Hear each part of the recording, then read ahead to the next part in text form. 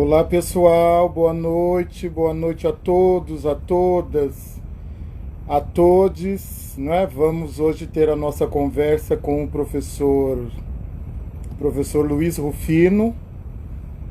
Nossa, vocês ficaram acordados, né? Eu estou vendo.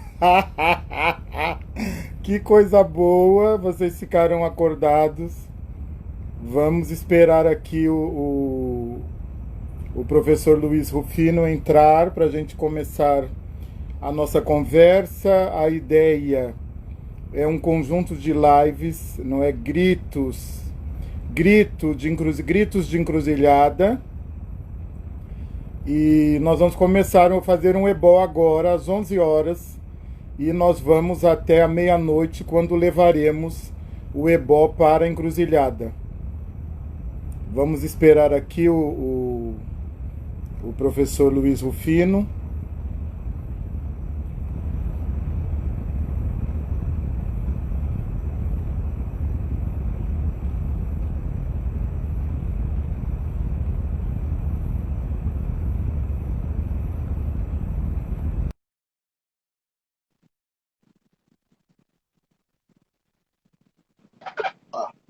Boa noite, Olá, boa noite.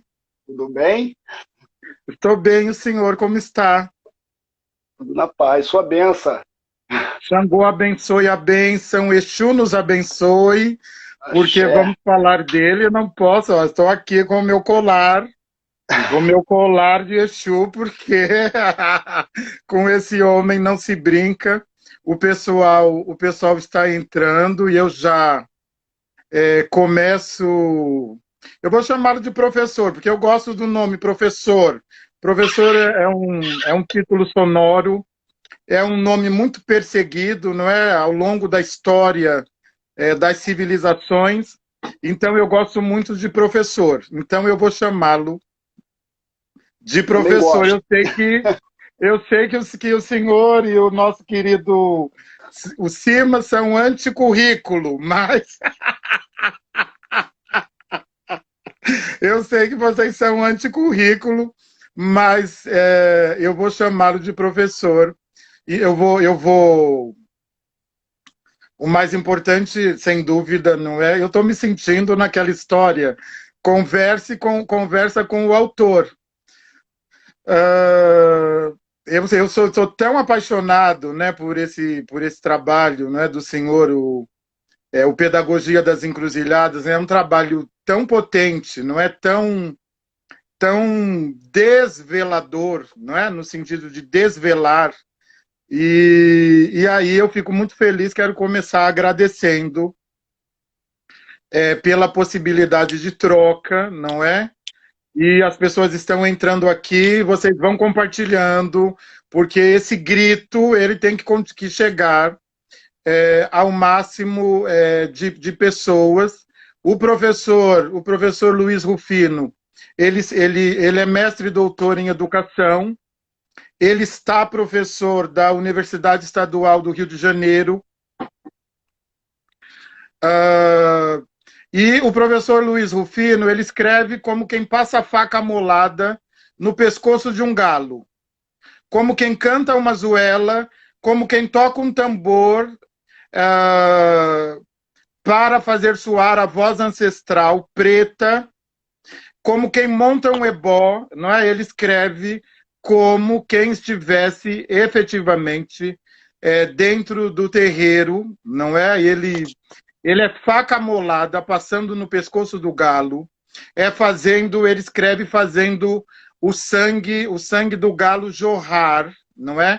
Ele escreve como quem faz um ebó, efetivamente, ele cunha ele traz esse termo de ebó epistemológico, e a sua obra é de verdade, por si só, aquele feijão fradinho sendo torrado no fogão do terreiro, o feijão preto sendo cozido, sendo fervido.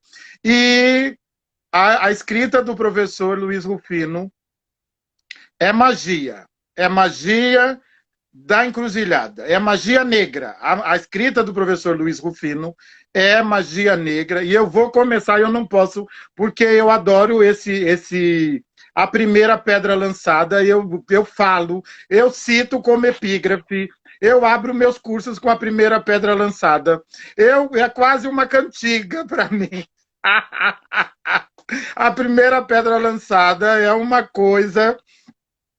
E antes de passar a palavra para ele, eu sou entusiasta, não é que eu não nego a minha natureza xangoística. Então, eu vou começar lendo um trecho ao professor. O professor eu vou falar depois, ele tem 2 livros em coautoria. Esse aqui, que é maravilhoso, não é?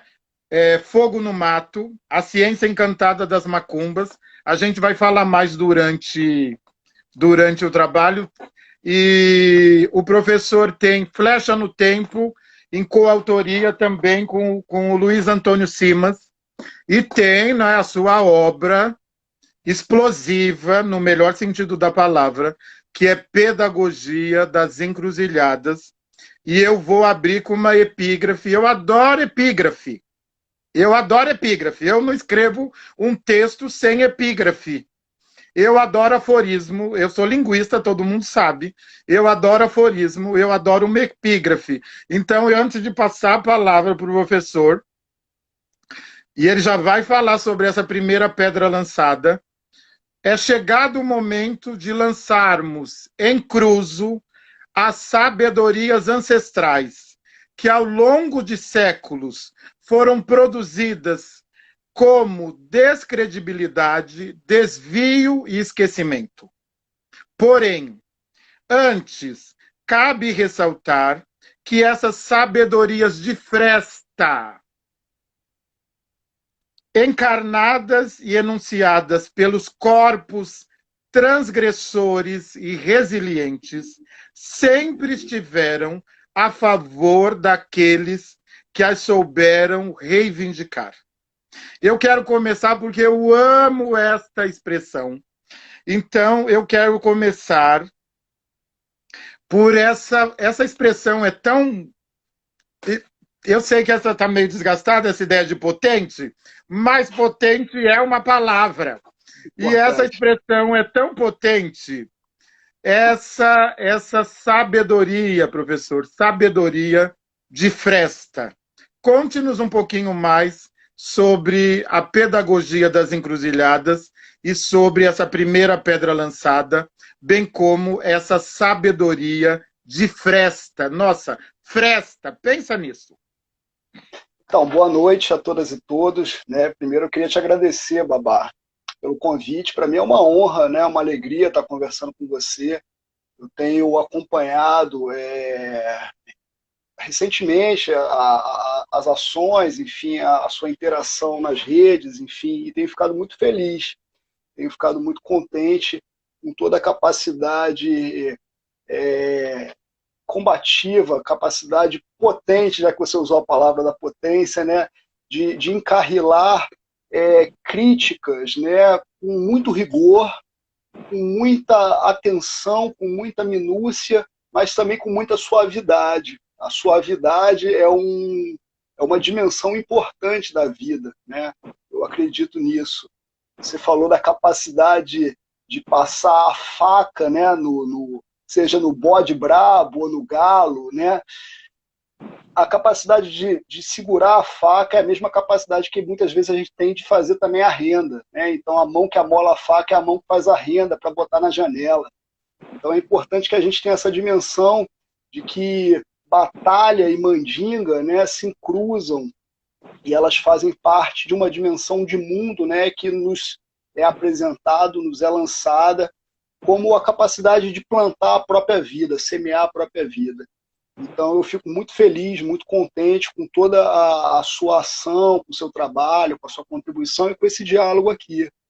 E a pedagogia das encruzilhadas, ela nasce, né, efetivamente dessa capacidade, desse desejo e dessa tentativa de esboçar inscrições que, de uma certa forma, sejam direcionadas ao combate disso que o projeto de dominação colonial, né, que é um projeto fundamentado no paradigma da raça, do racismo, das estruturas heteropatriarcais, enfim, de uma série de produções de subalternidade, né, vem constituindo nos últimos 5 séculos, pouco mais de 5 séculos, e como que, de uma certa forma, a gente pode encarar esse projeto como uma grande batalha, como um grande campo de batalha.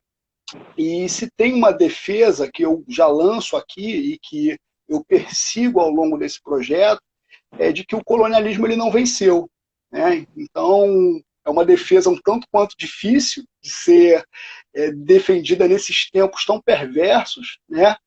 Mas a marca, o indício da não redenção colonial seria meramente, né, tão óbvia para a gente aqui, a prática de Exu. Exu como um saber praticado nessa esquina do mundo, chamado Novo Mundo, né, chamado Brasil, enfim, chamado tantos lugares que a gente pode pensar. Então, a dimensão de Exu como um saber praticado nessa banda de cá do Atlântico é um indicador muito potente de como a gente se insere num cotidiano de um tempo encapsulado por esse projeto de terror, né? Mas, ao mesmo tempo, um tempo que é um tempo de batalha constante, inacabada, né?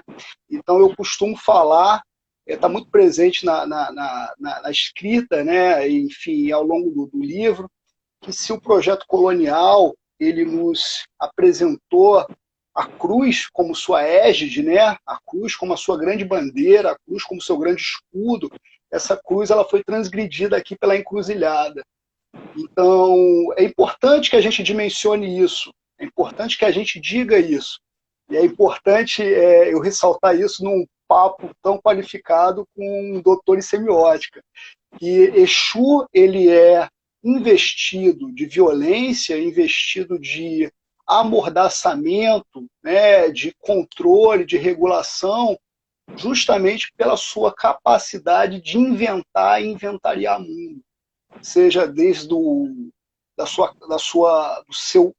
força do seu signo na cultura iorubana, né, no que a gente pode chamar de Yorubaland, é o grande complexo iorubano no continente africano, ou seja, na diáspora. Então, a gente pode partir de 2 teses iniciais, de que Exu praticado como saber, né, é uma prática de saber, é uma sabedoria exercitada no cotidiano em todas as Américas, né? Ele está de ponta a ponta, ele está dos Estados Unidos à Argentina sendo praticado em diferentes significações, no Caribe, enfim, até mesmo no mundo andino. Falando de Brasil especificamente, ele aparece de forma plural, né? Ele é pluriversalizado para a gente aqui. Então, a dimensão de Exu sendo praticado, e a encruzilhada, talvez, é um signo potente, porque é o próprio Exu. Exu e a encruzilhada não se destituem, não é uma coisa e a outra, é o mesmo, né? É marca de que a gente está nesse campo de batalha, né? De que a gente está travando essa guerra, e é uma guerra que opera em múltiplas camadas, em múltiplos campos, inclusive no campo sensível, né? No campo da linguagem, no campo do semi, no campo que a gente pode chamar da semiótica, enfim, no campo da episteme, no campo do saber e na política da presença. Uma outra tese que a gente podia defender, que a pedagogia das encruzilhadas vem defendendo, é que o Atlântico ele é uma grande encruzilhada.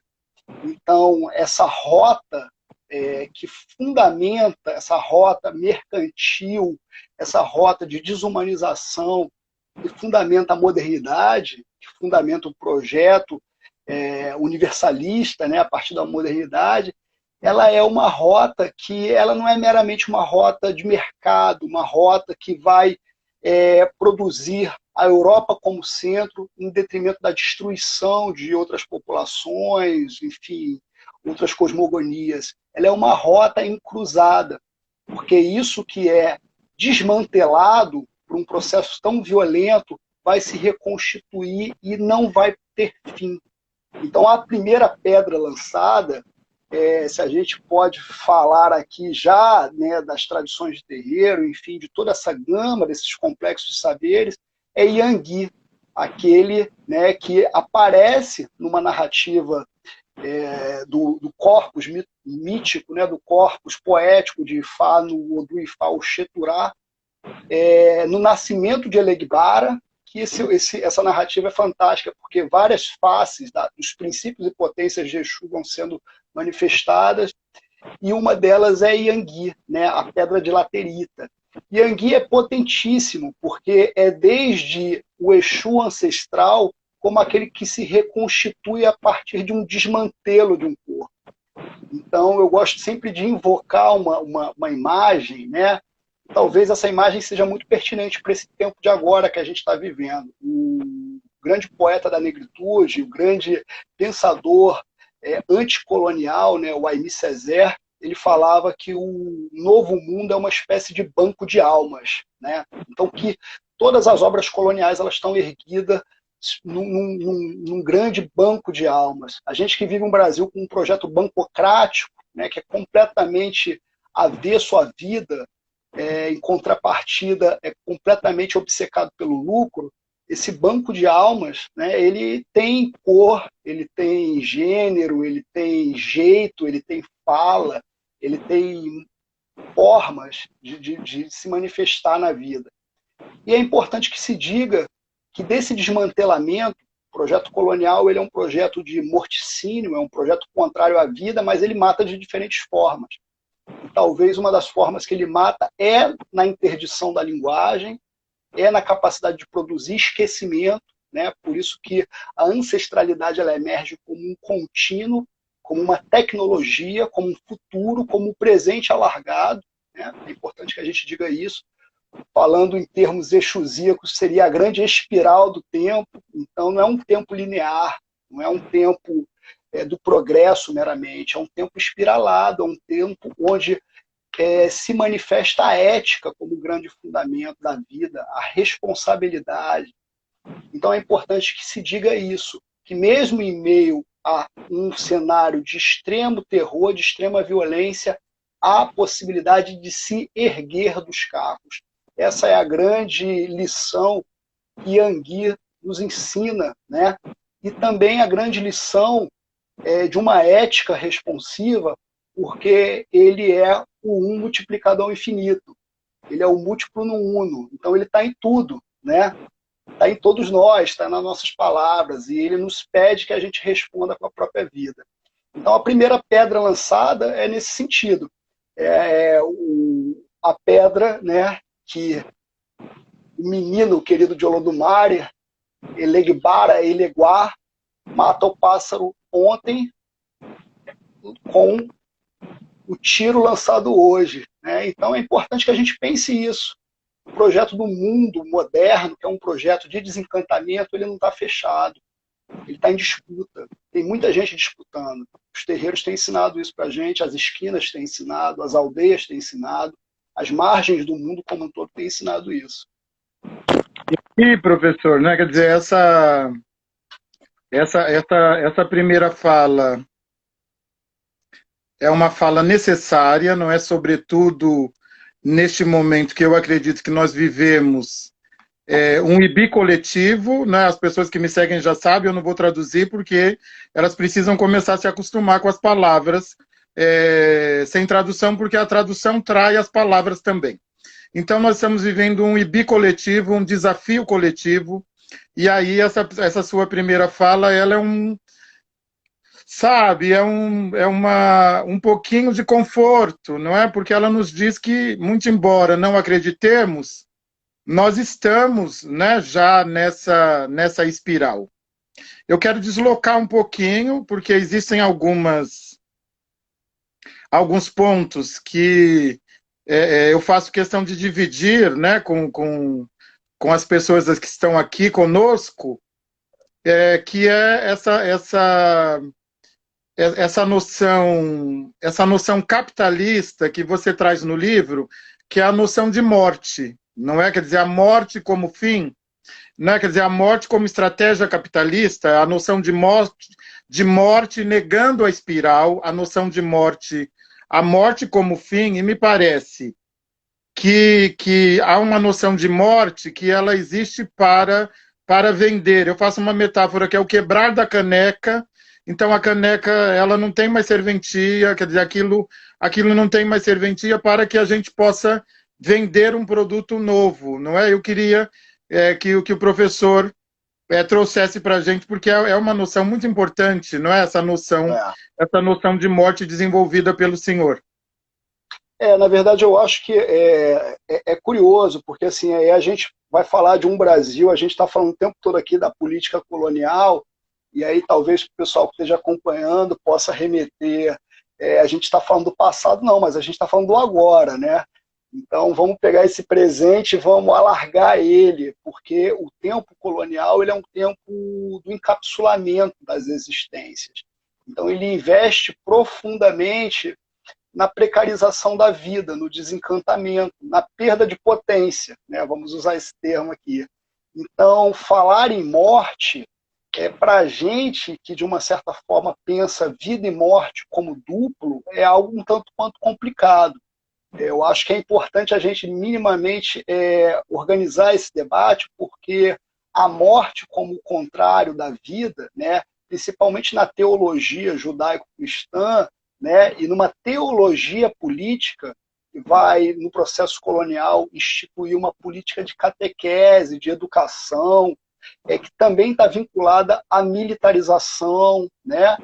Vai estar vinculada também ao desenvolvimento do Estado, que até então é coroa, é igreja. Então, tem vários interstícios aí que precisam ser ditos.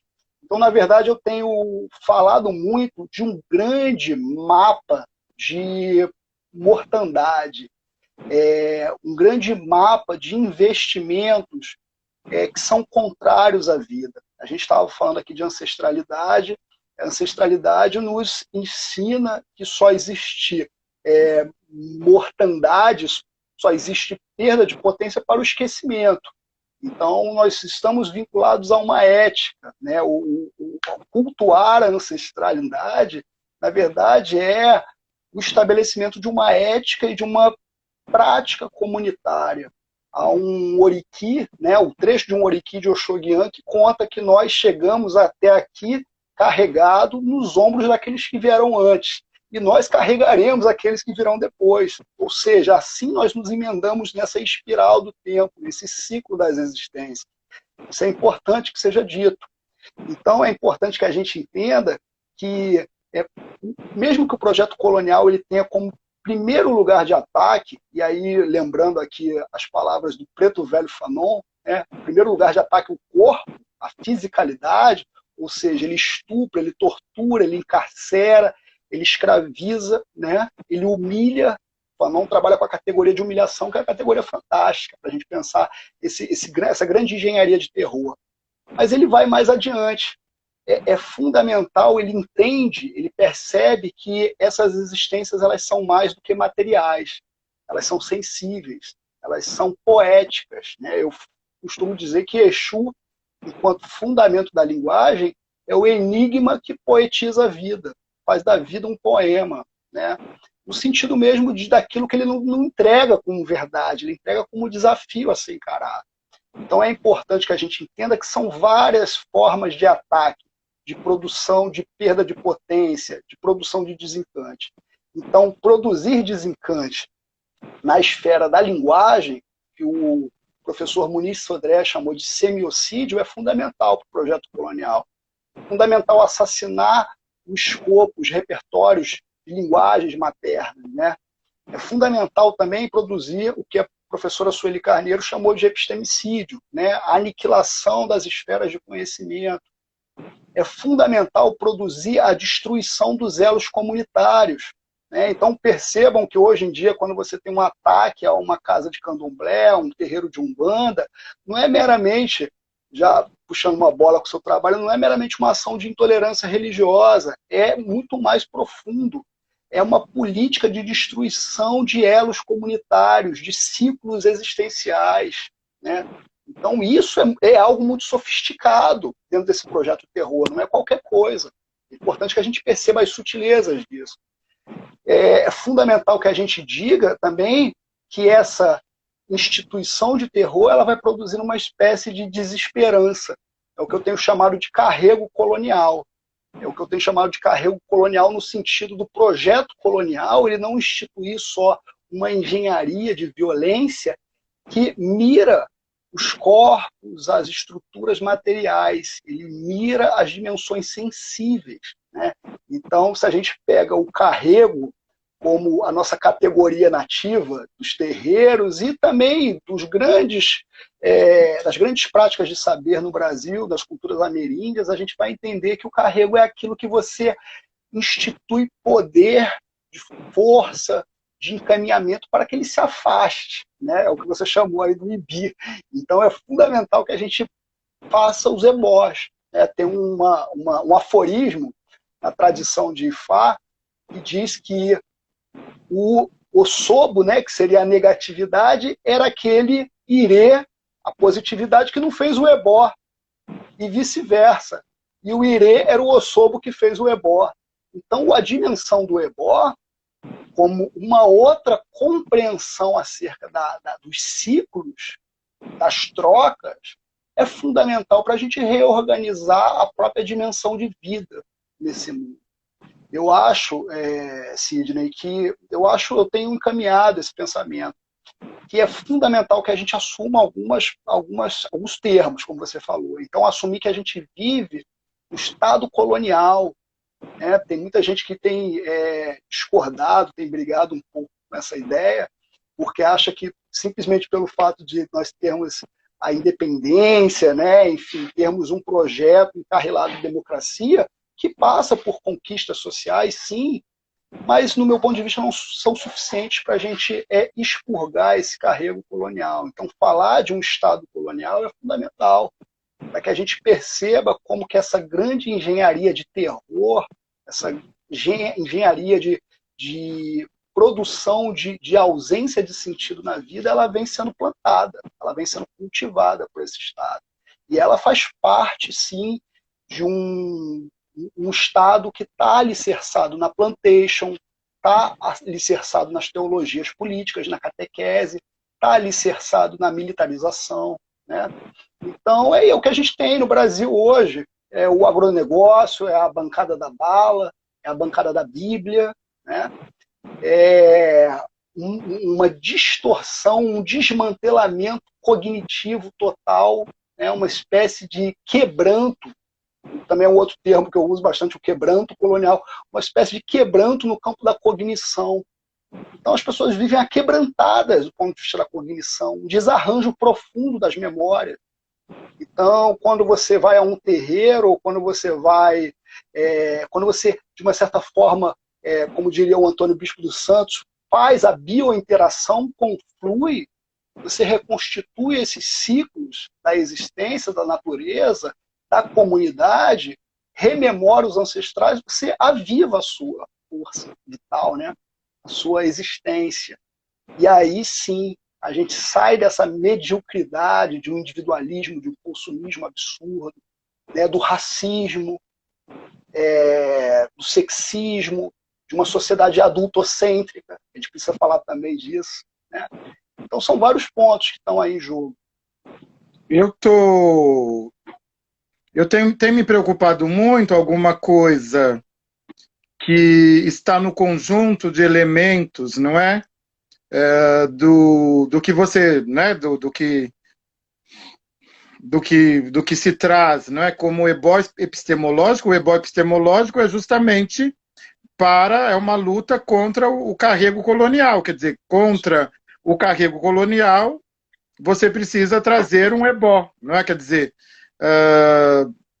todo realinhamento, não é? Quer dizer, uma maneira suave de encontrar irês que dá por meio de ebó.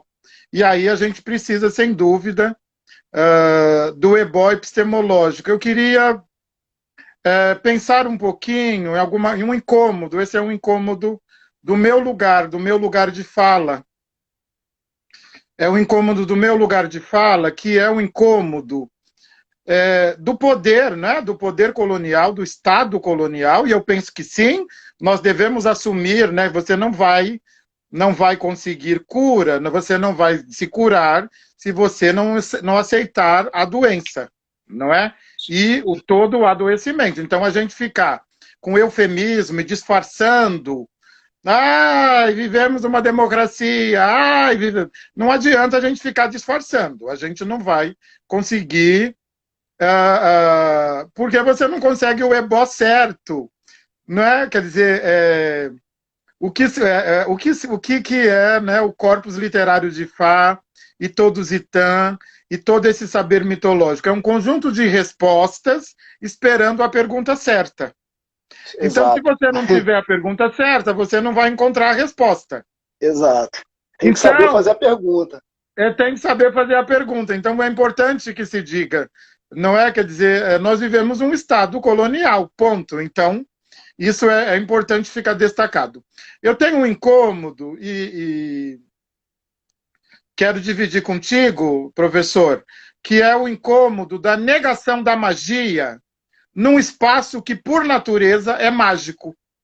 Não é? Quer dizer, então, esses espaços de saberes pretos ancestrais, esses espaços de terreiro, esses espaços do preto velho, não é? Da pombogira, da pombagira, do caboclo, não é? Quer dizer, esses espaços dos encantados, esses espaços de uma ancestralidade transatlântica,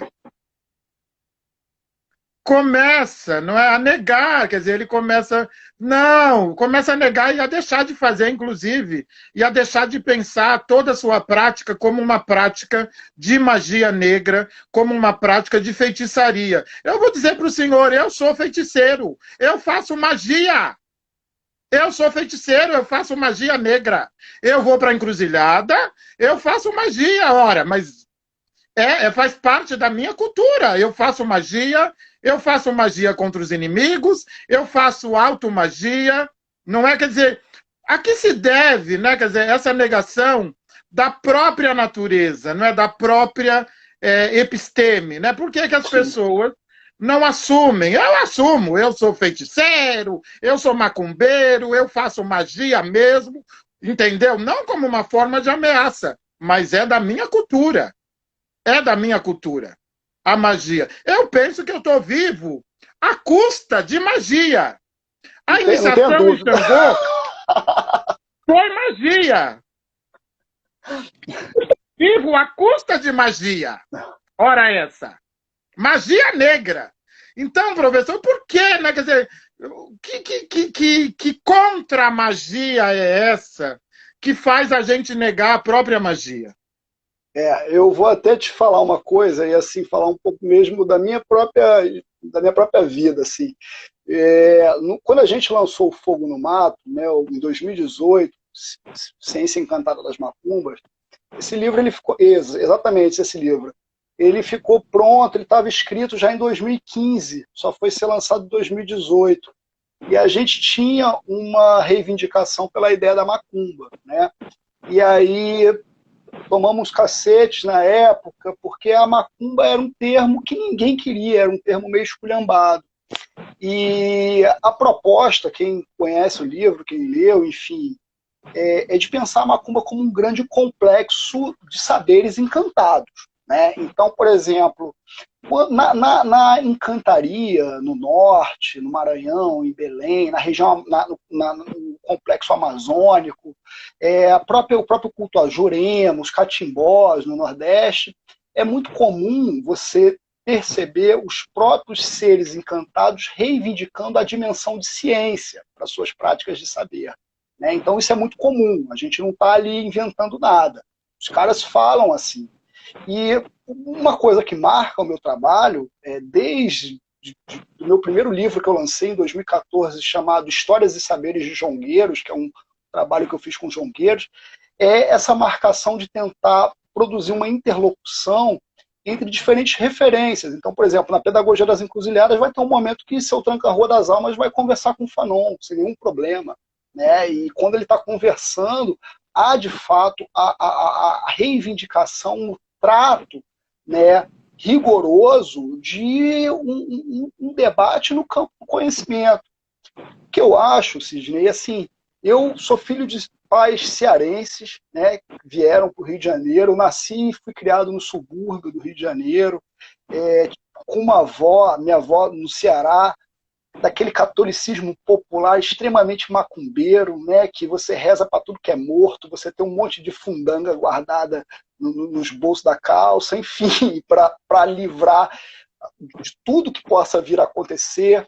Então, fui uma criança que, no subúrbio, muito rezado, por todo canto tinha um terreiro de umbanda, vizinho de uma casa de candomblé. Até hoje guardo com muito carinho a casa de seu Paulo de Oxalá, né, do Axé do Gantuá, enfim. Então, você tinha todo um repertório cotidiano de interação com essa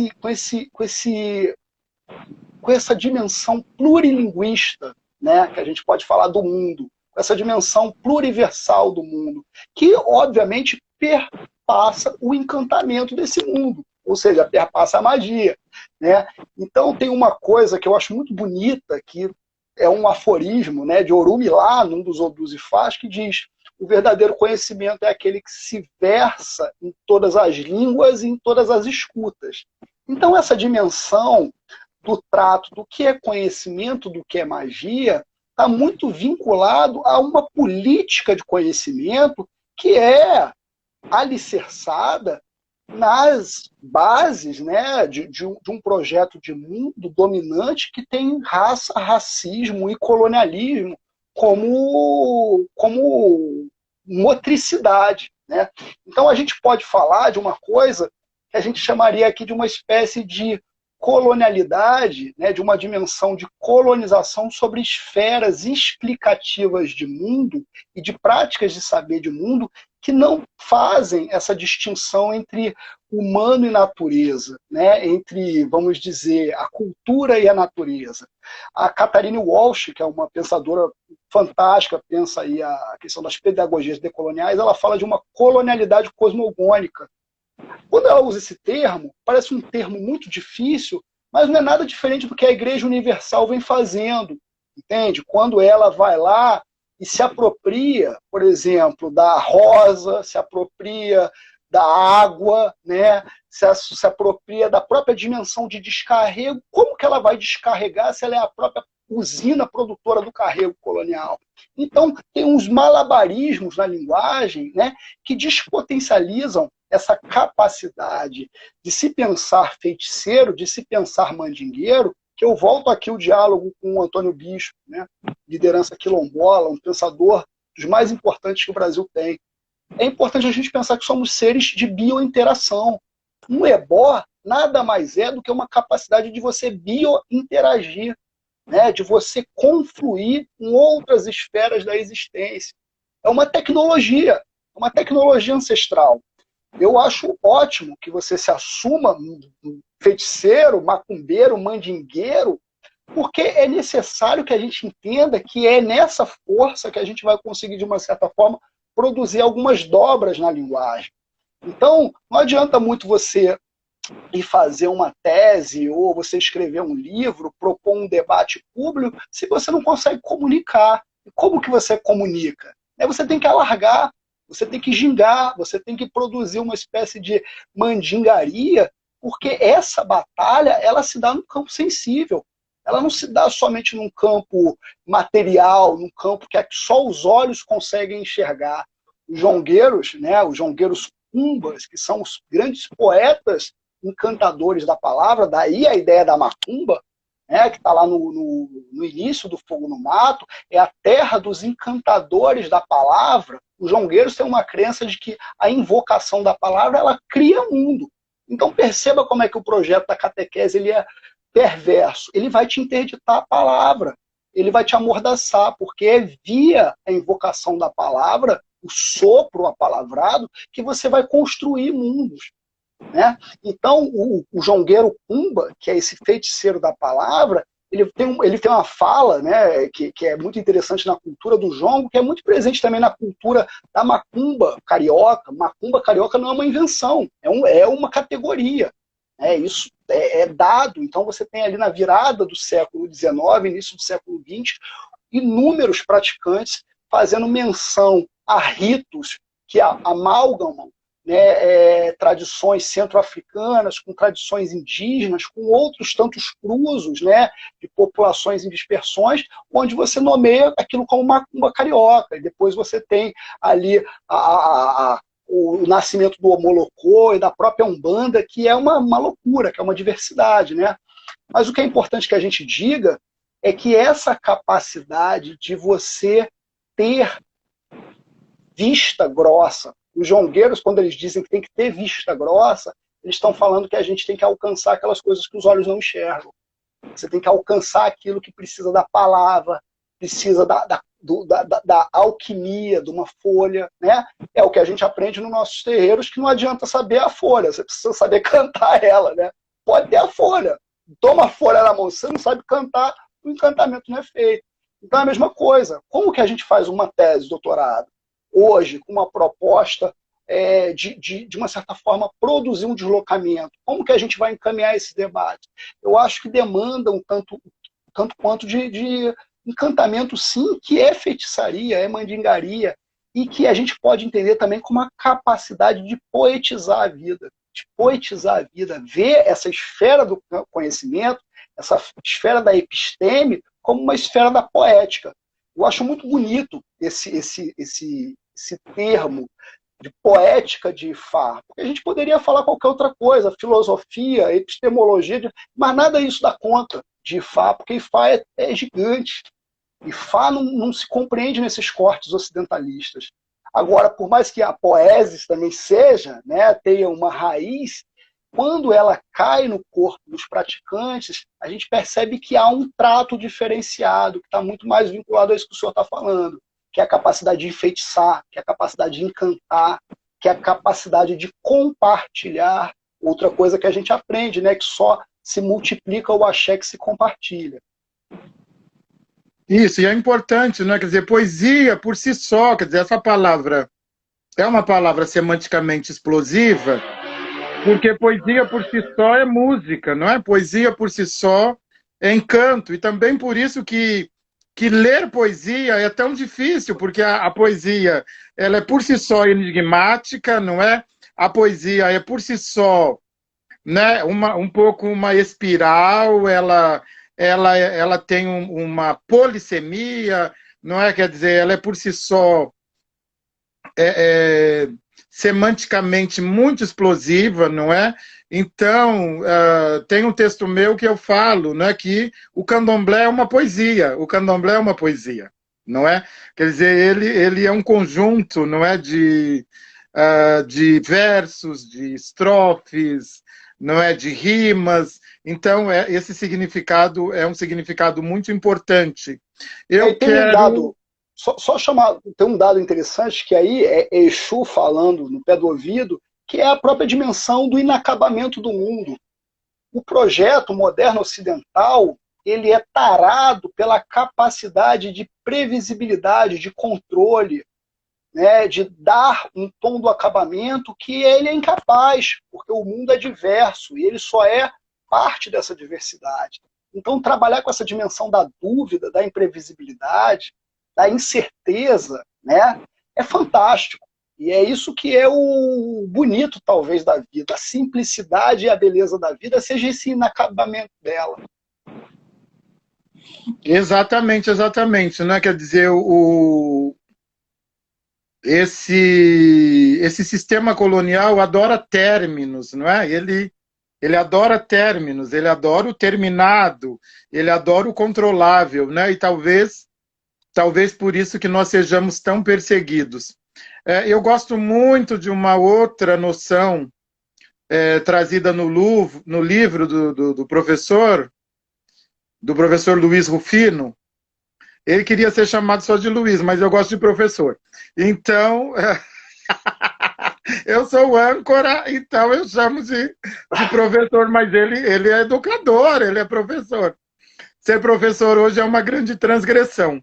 E eu gosto muito da ética responsiva que o professor traz para Exu, porque está posto, não é, nesse pensamento colonial que fora da cristandade não existe ética, não existe solidariedade, não existe terra fértil, não é? A ponto dos nossos, não é? E está tudo bem, porque.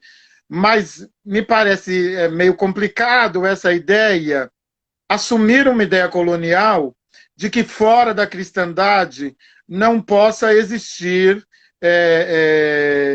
uma ética, não é? Uma ética que é estética, uma ética que é física, uma ética que é de pensamento, não é? Quer dizer, uma ética que expandida, não é? Então, queria que o senhor falasse um pouquinho para nós sobre, até para a gente, né, poder repotencializar essa ideia de que nós temos uma ética, não é? Quer dizer, existe uma ética dentro dos nossos saberes ancestrais, dentro dos saberes exuísticos, existe uma ética. Sim, e na verdade, assim, a gente poderia até falar mais, assim, eu costumo dizer que eu trabalhei muito tempo, hoje eu trabalho com uma cadeira na UERJ que é uma cadeira vinculada à linguagem, né? Mas eu trabalhei muito tempo com a disciplina de filosofia e educação, então esses debates eram debates constantes, enfim, nas minhas aulas, continuam sendo, e Exu estava sempre, de uma certa forma, passeando por ali, né? Enfim, brincando um pouco. E tem uma coisa que eu acho interessante, que a gente, Exu tem uma dimensão que, por ele ser esse radical da vivacidade, e isso é muito presente nos 256 Odus Ifá, né? Então ele passa atravessando os 256, marcando essa presença de radical, de vivacidade. Isso está muito presente desde a criação do mundo, até mesmo desde do que é anterior a toda e qualquer criação.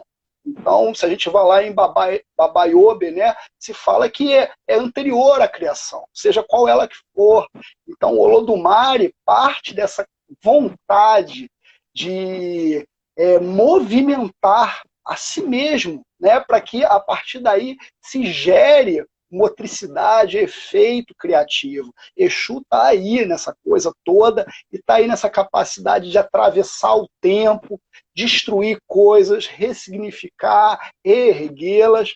E é impossível que a gente olhe para isso sem que a gente perspective uma ética e uma política, né? Uma ética responsiva, eu chamaria aqui uma política da presença. Eu tenho falado muito dessa ética responsiva a partir da própria noção da encruzilhada, defendendo algo que é a gente pensar a encruzilhada como chegada, e não a encruzilhada como limite. É muito comum as pessoas falarem assim, eu estou numa encruzilhada, o Brasil está numa encruzilhada. Se o Brasil tivesse numa encruzilhada, estava ótimo, né? Porque tem caminho, tem caminho. A gente não está, a gente está obcecado, adoecido por um caminho reto, por uma obsessão cartesiana. No dossiê que a gente fez da CUT, o Rafael Radoc Lobo, tem o texto da Batalha contra o Desencanto, a encruzilhada como chegada. Fala bastante disso, que eu acho, Sidney, que o colonialismo ele nos leva a uma demanda pedagógica. E o que seria essa demanda pedagógica? É até um tanto quanto contraditório, mas eu tenho pensado, amarrado isso numa ideia de que como responder com vida a um sistema de morte, a um sistema produtor de escassez, a um sistema de mortandade. Então, como que você responde com vida? Como que você semeia a vida diante de uma engenharia de terror? Eu acho que essa é a grande dimensão que a gente precisa pensar, e quando você é lançado à encruzilhada, quando você vai à encruzilhada, você está condenado a responder o outro com a sua própria vida, né? Usei a condenação aqui, parafraseando Sartre, né, que ele diz que o homem está condenado a ser livre, do ponto de vista do existencialismo, mas a encruzilhada, Exu nos ensina que essa dimensão alteritária da vida, ela fundamenta o próprio sentido do eu. Isso é muito interessante, porque ele é o fundamento da linguagem, mas ele é também o fundamento da individuação, né? Da procriação, da capacidade da gente se perceber como esfera única, intransferível, imensurável. Isso, quando a gente vai discutir educação, na formação de professores, para mim é muito importante. um debate que eu tenho feito muito com os meus estudantes.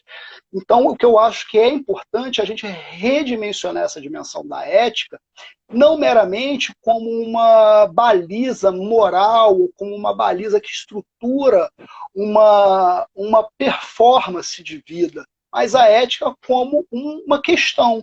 Como eu respondo o outro com a minha própria vida? Como eu respondo o outro com a minha própria vida? Eu acho muito curioso, não sei se você vai concordar comigo, acredito que sim.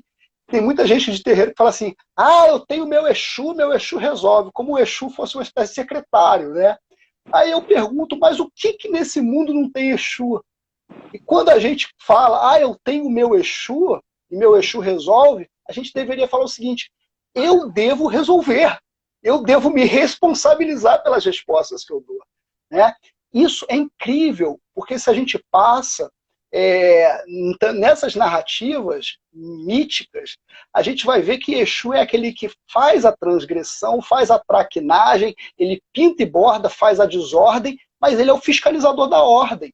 Ele é o fiscalizador daqueles que cumprem, né, os seus cursos de disciplina, aqueles que cumprem, de uma certa forma, os predicados com os conhecimentos dos seus caminhos. Por isso que é importante o oráculo, por isso que é importante a iniciação, para você identificar esse mapa existencial, né? A partir daí, projetar a sua vida como uma vida de responsabilidade. No fundo, o que nos falta, pensando política, pensando ética, pensando educação, pensando racismo, é uma dimensão de responsabilidade para com a vida. Uma vida que seja equânime, que seja horizontal, né, que seja fraterna. Então, eu acho que, nesse sentido, a gente tem um signo potente que pode nos ensinar muito. Por isso que ele é investido de terror e por isso que a gente encontra nos muros escrito: só Jesus expulsa o Exu das pessoas. Porque é fundamental blindar essa capacidade da gente mergulhar nesse signo. Eu não estou fazendo aqui uma propaganda do meu trabalho, não. Eu estou fazendo aqui uma defesa de que esse saber ele existe. Ele é praticado por você, pela sua comunidade, por tantos outros, né, por até mesmo aqueles que não conhecem isso, mas estão coadunados com uma responsabilidade. Né? Não diz, eles costumam dizer, isso é um ditado que se fala muito vinculado ao povo da rua, né, que eles cuidam dos distraídos. Né? O que é o distraído? Né? O povo da rua cuida do distraído. Então, cuida dos distraídos na rua, são aqueles quase inocentes, né? Que estão expostos ali à rua como um grande umbigo do mundo, como uma grande boca do mundo, como um grande dínamo dos acontecimentos do mundo. Então, eu acho que vale muito a pena a gente bater nisso.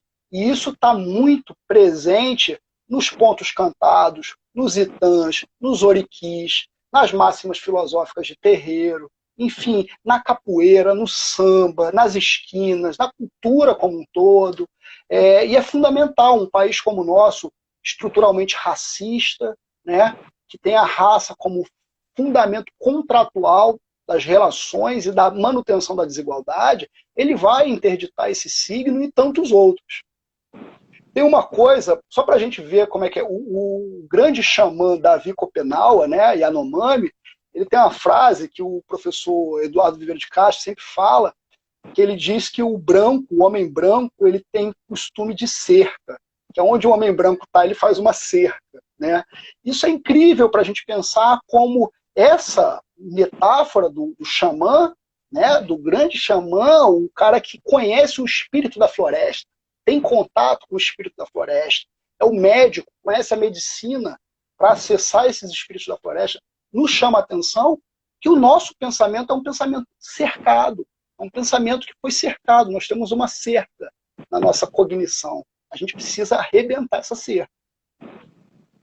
Perfeito, perfeito, perfeito. Olha, Exu fez voar, não é? Quer dizer, Exu operou sobre o tempo e o tempo voou. Nós já estamos, lamentavelmente, na reta final da nossa conversa. E a proposta desses gritos de encruzilhada é hoje domingo, não é? Até meia-noite, eu e o professor Luiz Rufino estamos preparando um ebó e depois nós vamos levar junto para o centro da encruzilhada. Por isso que é esse horário, porque nós estamos fazendo um ebó juntos aqui, um ebó, não é, contra o carrego colonial, e depois nós vamos levar à meia-noite, na hora da gargalhada, para o centro da encruzilhada. Professor, estou muito... Você viu que eu estou sem palavras, não é? E olha, porque, não é? Quer dizer, eu estou na posição de aluno, não é? Eu tenho dito que é muito doloroso para nós, não é? Pretos e pretas ficar revisitando dores, porque tem sido muito doloroso, tem sido um momento de muita revisita às nossas dores, não é? Dores geradas pelo racismo. Então, hoje, pelo menos, eu estou numa conversa um pouquinho mais que vai me conduzir suavemente até Irê. E eu estou recebendo, não é, essas palavras com muita alegria. Nós temos aqui 5 minutos, eu não quero que a gente seja derrubado sem uma despedida. Então, eu gostaria, o senhor tem 3 minutos para deixar suas palavras finais. Eu vou encaminhar aqui essa conversa, encaminhar o EBO com um grande fiscalizador dos EBOs, né?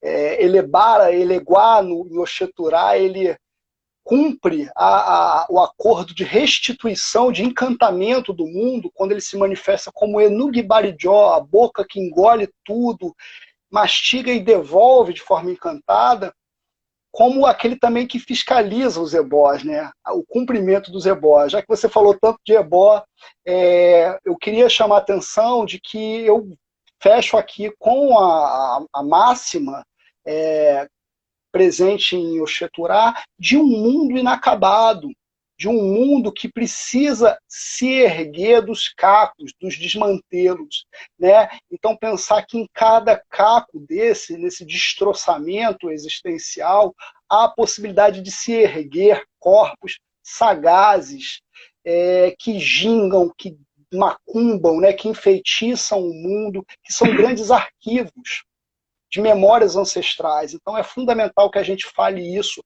porque o Brasil é muito melhor do que isso que está posto aí, né? O Brasil é muito melhor e a gente precisa perspectivar, brigar por um Brasil que seja mais terreiro, mais aldeia, mais esquina, mais roda, que seja mais palavra encantada e menos terror.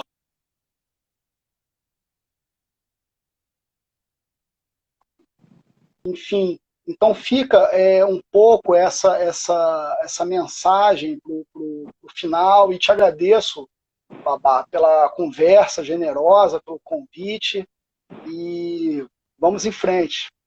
Eu que agradeço, professor. Eu costumo dizer que gratidão é ebó, não é? Gratidão é ebó, não é? A banca do mercado tem 2 lados. Isso implica dizer que nós estamos sempre trocando e que ninguém ganha nada com acumulação, todo mundo ganha na troca, mantendo os 2 lados da banca. Muito obrigado, eu que agradeço, obrigado a todos, a todas, a Todex, com uma encruzilhada no final, e que nós possamos, não voltar para a encruzilhada, que é um bom lugar, não é? Muito obrigado, professor. Irê de vida longa, de saúde, Axé. de abundância de Opolopó e Guiopê, que é o dendezeiro, ao Senhor, não é? Nós vamos voltar, nós vamos ter outras, nós vamos receber outras pessoas para esse grito de encruzilhada. Receba meu abraço apertado, meu abraço caloroso. Muito, muito, muito obrigado. Axé, axé. E convidar o pessoal para dar uma passadinha no canal. Tem um canal no YouTube da Pedagogia das Encruzilhadas. Quem tiver interesse, passar. E recentemente a gente lançou também um livro que está disponível, é gratuito, chamado Encantamento sobre Política de Vida. Também na parceria com o Simas. Então é só baixar na Amazon ou no site da editora Mórola. Está disponível para a galera. Enfim. Muito obrigado. Vamos lá, gente. Vamos lá. O canal Pedagogia das Encruzilhadas, E o livro, professor? Encantamento sobre política de vida. Está disponível para baixar na Amazon. Na Amazon e no site da editora Módula. Sobre política de vida. Laroyer, Laroyer, Axé, Laroyer.